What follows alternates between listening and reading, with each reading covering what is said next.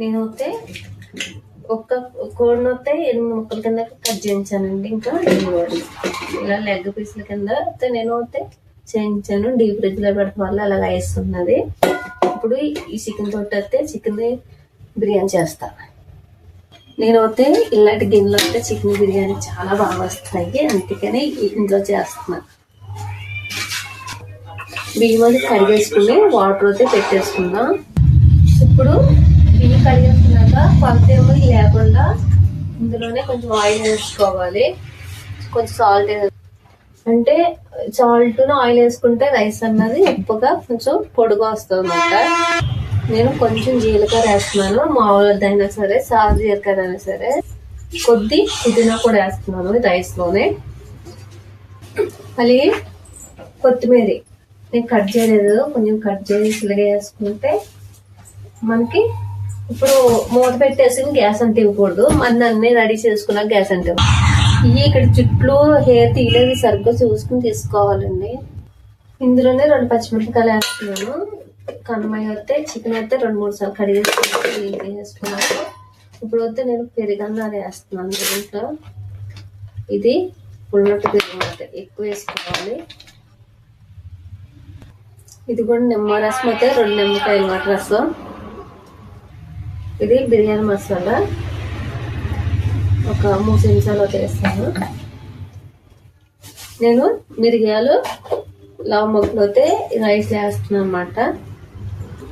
మనకి తగినంత రుచికి సరిపడినంత సాల్ట్, అలాగే కారం కొంచెం ఘాటుగా ఉండాలి కాబట్టి 3 చెంచాలు వేస్తాను. ఇప్పుడు పసుపు, ఈ 3 వేసుకొని మిక్సీ బాగా కలిపేసుకో. అల్లం వెల్లుల్లి పేస్ట్ అయితే 2 చెంచాలు. ఇదిగోండి ఇలా కలిపేసుకోవాలి. ఇలా కలిపేసుకుని ఒక పావు గంట 6 గంట సేపు వస్తే పక్కన పెట్టేసుకున్నాక ఈ ఉల్లిపాయలు వేపుకోవాలి. నేను వస్తే 6 ఉల్లిపాయలు ఈ సైజ్ అయితే తీసుకున్నాను. ఇప్పుడు సన్నగా కట్ చేసేసుకోవాలి. పిల్లలు ఒకసారి కలిపేసుకుంటే ఉల్లిపాయలు దేనికి దానికి సపరేట్ అయిపోతుంది.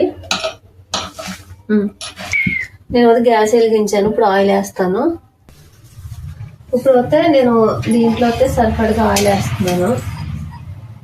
కొంచెం ఆయిల్ ఎక్కువ పడుతుంది, ఎందుకంటే ఆనియన్స్ వేపాలి కదా అందుకే.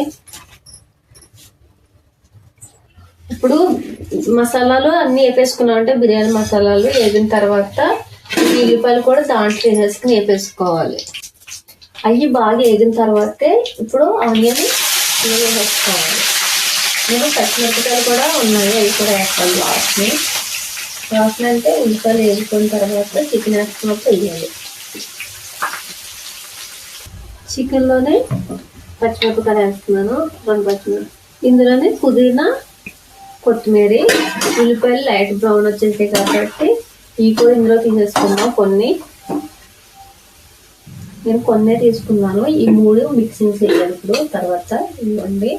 ఇప్పుడైతే దీని వద్ద పెనం పెట్టాలి.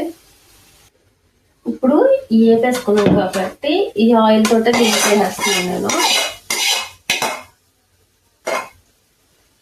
నేను వేసేస్తాం వల్ల మనకి ఇందులో ఎలాగో వేయాలి కాబట్టి ఇప్పుడు చికెన్ ఏదైతే ఉన్నదో ఈ చికెన్ కూడా దీంట్లో వేసేసుకోవాలి మొత్తం అంతా. నేను అయితే జాజికాయ పొడి వేస్తున్నాను, కొద్దిగా వేస్తున్నాను అన్నమాట. ఇప్పుడు ఉడుకుతుంది కాబట్టి కొత్తిమీర, పుదీనా కూడా వేసుకుని ఒక 10 నిమిషాలు మూత పెట్టేసుకోవాలి. ఇప్పుడు ఇది 10 నిమిషాలు ఉడికింది కాబట్టి ఇప్పుడు దీని మీద అయితే ఎత్తుకోవాలి. పెద్ద పొయ్యి మీద పెట్టుకున్నాక ఈ కూర పక్కన ఈ రైస్ అయితే అయిపోతుందండి. ఇక్కడ కూడా కూర కూడా అయిపోతుంది. నేను వస్తే రైస్ వేసేసుకుంటున్నాను.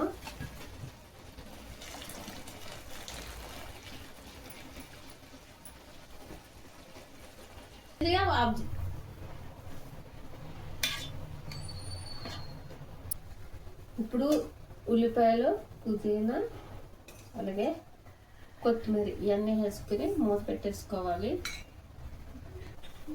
కొద్దిగా వేస్తున్నానండి ఫుడ్ కలరు, అసలు ఎక్కువ వేయకూడదు. ఇది మూత పెట్టేసుకుంటే దమ్ము బిర్యానీ రెడీ. ఇప్పుడు వస్తే బిర్యానీ 10 నిమిషాలతో అయిపోయింది. ఎప్పుడైనా సరే కింద అయితే ఇది పెట్టుకోవాలి, ఒక ఏదైనా సరే. అబ్బా ఎంత పులుపుగా వచ్చిందో చూడండి, అదే లూజ్గా బాగా వచ్చింది. లెగ్ పీస్ మాట. ఇదండి వీడియో.